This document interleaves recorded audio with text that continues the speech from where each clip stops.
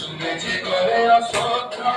সে কোনখানে পাবে তার আশ্রয় কি দুঃসাহস স্পর্ধা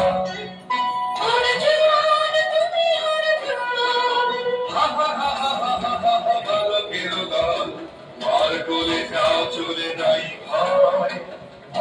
কি অদ্ভুত কৌতুক